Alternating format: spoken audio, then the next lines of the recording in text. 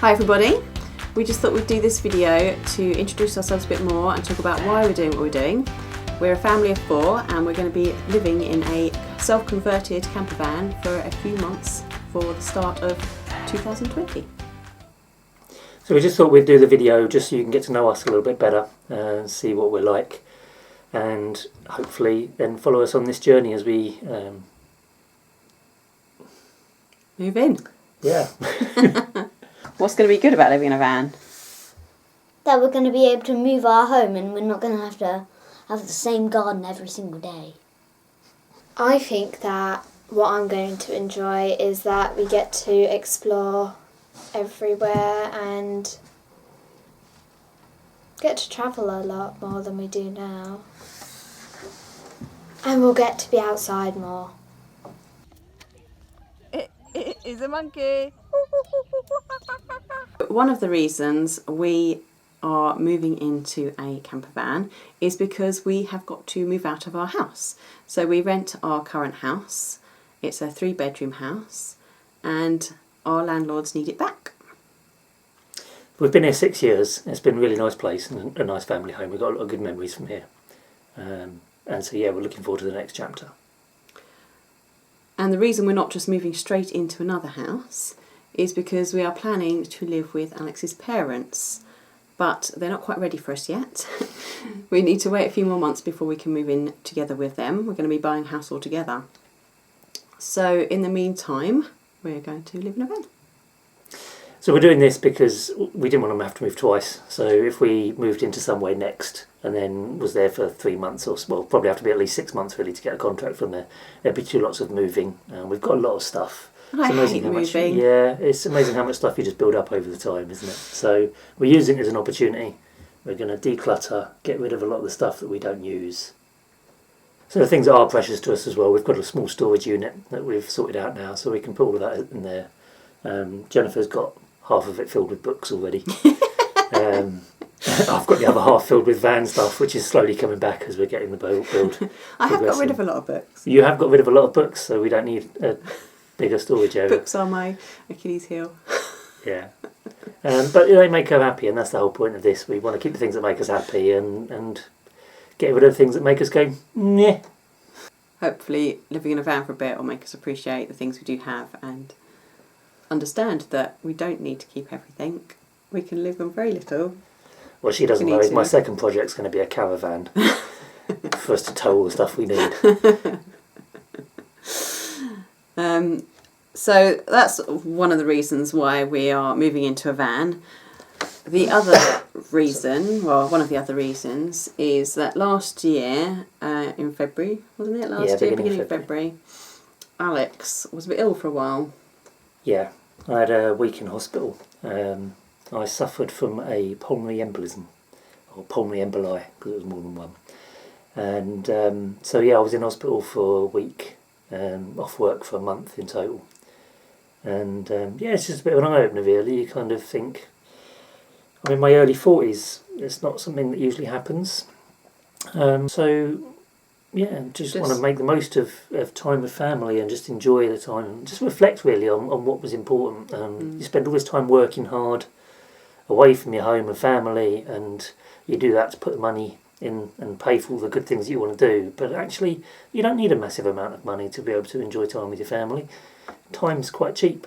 I think living in a van hopefully it'll make us appreciate each other a bit more. We just want to make some memories as well, just really have something to look back on and say, we did that. Yeah, and hopefully it'll work. If it doesn't work, we've tried something and we've learned from that. I mean, it's not set in stone. If it's really not working for us, we've got other things we can do. I mean, we can go and do a short-term let somewhere, or we can do some out-of-season holiday lets or whatever from there and just enjoy it. But I think it'd be really nice to be able to pick the kids up on a Friday afternoon from school and then just, where we going, kids? And either surprise them or let them choose where to go, as long as it's not Brazil, because I don't fancy driving to Brazil for the weekend. Are there any places that you want to go to when we're in the van? I want to go to Wales. Brazil!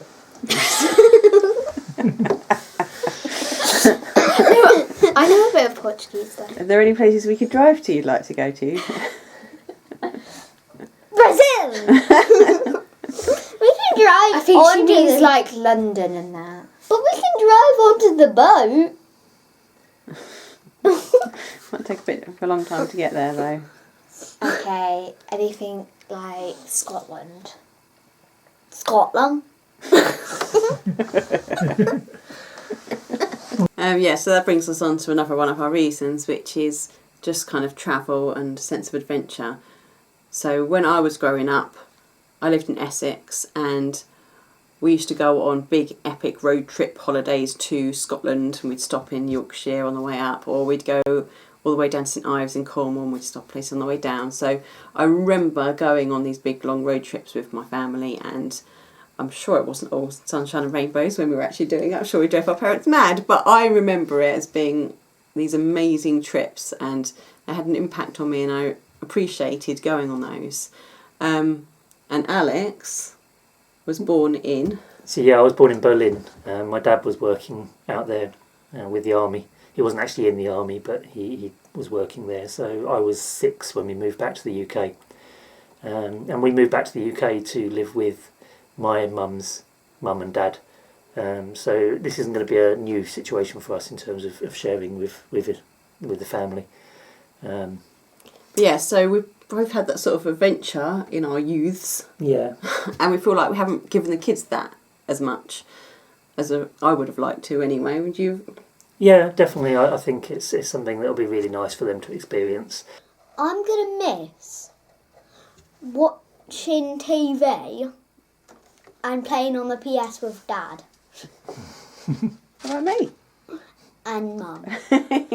I think that the thing that I'm going to miss the most in the van is going to be having like my own room and a computer.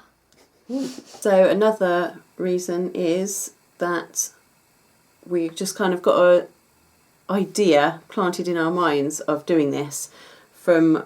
I found Camp Quirky on YouTube. I can't remember how I stumbled across it, but I watched a video of Camp Quirky and saw some of the self-converted camper vans that people had done there, and it made me think, this is something we could do. That looks really cool. I like the idea of putting our own stamp on things. And then Alex started looking at things too. Yeah, so years ago, really years ago before the kids, a friend of mine lent me a book, which I ended up keeping, so sorry. But yeah, and it was a Haynes guide to building a camper van, and yeah, there was loads of information in there, and I thought, wow, that'd be really cool to do. And at the time, life was just, there was no chance of it, and talking Jennifer into it then would have just been impossible. So I was quite taken back when actually she said to me about it after looking at Camp Quirky. We watched a couple of YouTube videos about Camp Quirky and people that have been there, and we've been watching a lot of YouTube actually, hence these videos, and thinking this would be a really good way of documenting what we do. But it's just great. I mean, one in particular, a guy called Virgoe, we'll put a link in the description from there, but he is so meticulous, and he was working on a Mercedes Sprinter, which was what we was originally looking at getting size-wise, and he just broke everything down. He made it really simple and straightforward, and I sat there watching it, and one evening I just thought, you know what, actually I could do that. And that's quite a big step to go from the, I'd love to do that, to actually, I can. And other people we've met in the community, and we've been to I've been to a couple of meets, and Jennifer went to one just before we got the van, of a local self-build group. It's the Southwest Self-Build Meet group on Facebook. We'll put a link down in the description again as well. But it was just really nice talking to people and seeing what they've done with their vans and how they've done it, and things that have worked and things that they say that hasn't worked. And a van's never finished, so there'll always be things that people want to change about their vans. And everybody was so friendly and welcoming and encouraging. Like, we didn't have a van when we first went to it. Yeah, we just turned up, talked about Fiesta. what we thought we might buy, and we'd actually just been to view the bus at the auction before that meeting, so we had a bit of an idea, and we showed some pictures, and it was just kind of like, we really hope we're going to get this. And some of our friends and family think we're crazy, Some of them are supportive and encouraging, but others think we're crazy. So it's just nice to have that van life community and that van builder community, and know that there's other people out there who get what you're doing, why you're doing it, and can encourage you and appreciate it. Yeah. Yeah, so really I think that's probably it from us. If you've got any questions you want to ask in particular about why we're doing this or what we're doing or what our plans are or anything from there, then feel free to leave a comment below. Thanks for watching, and if you like it, don't forget to leave a like and maybe subscribe.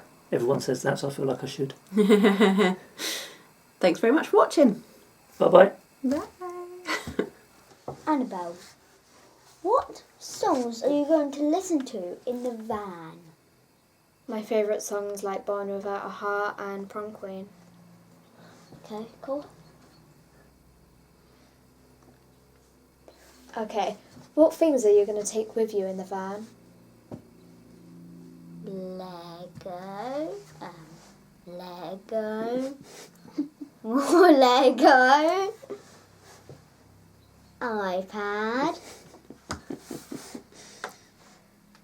Is there anything Her. that's...